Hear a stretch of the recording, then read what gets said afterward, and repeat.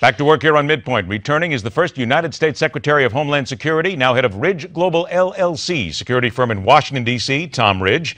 And we are joined here in studio by former CIA analyst and our go-to on international affairs, Lisa Ruth. Lisa, I want to give you a shot to talk to the governor here because you brought up a very good topic about soft targets. Yeah, and, you know, Governor, I'm very curious here. For us from the intelligence side, what we're seeing is this soft target vulnerability, and you talked about the stadiums, but we also have the ambassador overseas who was attacked. This is an area that doesn't seem to be getting as much attention. What are your views on that?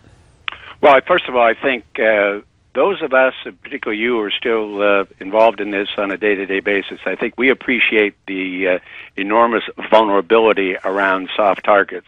That's why that latest social media effort on behalf of ISIL to target mentioned malls raised the alarms in a lot of the communities and a lot of mall managers around the country. So I would say to you candidly, ever since September 12, 2001, I've been concerned about soft targets and those who are responsible for the safety and security of people who live and work and operate in them are concerned. But it's just, again, it's that fact of life. They're much more easily accessed and, frankly, will remain a great concern of ours in this global effort to combat the scourge of terrorism. It's just a fact of life. Governor, I'm going to give Lisa full credit for this because right in the commercial break we were talking about this, and she mentioned security being outside the political game, outside the politics. And it seems to me as that's something that's missing. Take it, get it out of politics, and maybe it's easier and it's more effective.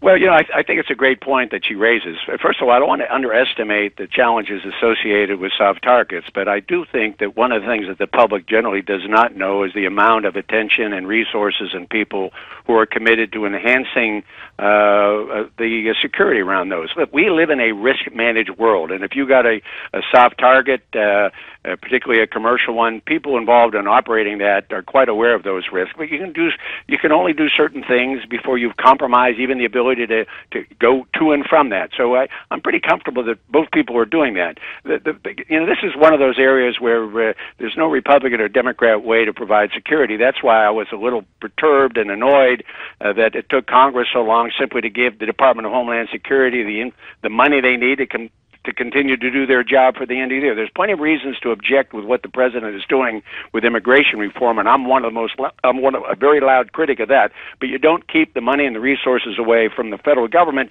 by the way, who then pass on significant dollars to emergency professionals at the state and local government. So that one is beyond politics. I'm glad they finally resolved it in the favor of greater safety and security and giving Jay Johnson the support that I think he and his department needed.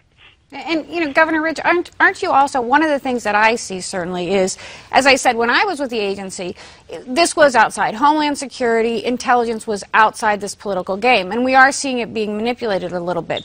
But we also, and I'm sure in your private practice, there's always this balance between security but then also convenience. We don't, you know, you have to be careful about that. And as you said, I have colleagues, professionals who are out there every day fighting this. But how do we balance that idea of convenience with security? We're not going to strip search going into an NFL stadium, for example. Well, again, I think you accept that in the world of risk management, and frankly, that's where they are, there's a couple of things that have to occur. First of all, I want to say publicly that I appreciated very much the fact that the CIA was, once we developed a relationship with them in the Department of Homeland Security, they were very forthcoming in providing timely and relevant information, some of which people don't understand that Homeland Security doesn't have its own intelligence shop. You have to rely on the alphabet agency. So the CIA was the first and most forthcoming to provide that information. It will always be a balancing act between security and inconvenience. Now, we don't want to surrender any constitutional rights in order to secure ourselves, but if we have to tolerate a little more inconvenience, I think we're prepared to do that. Are we inconvenienced at the airline as those lines serpentine as we work our way through? Yes.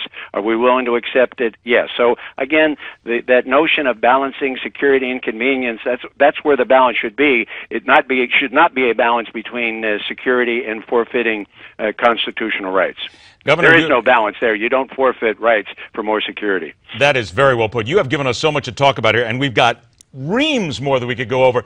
But unfortunately, we're all out of time. You have to invite me back.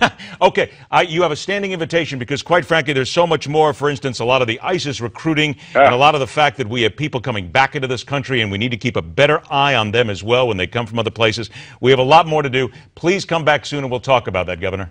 Well, thank you very much. Appreciate the opportunity to share have this conversation with you. Thank you very much. Our pleasure. Thanks so much. Governor Tom Ridge used to be the head of Department of Homeland Security, which has changed so much since he left. And it's the one thing that I think we have to push forward next time we talk to him, the effectiveness of DHS since he has left. Absolutely. That's a great topic. Because so many people have actually talked about the fact that it's never near as good as it used to be. All right, we are as good as we used to be, thank you, because Lisa Ruth stays in the studio. And we are next going to turn to the disgraced general, the stealer of secrets, and another stark reality about boots on the ground. It's coming up right here on MidPoint.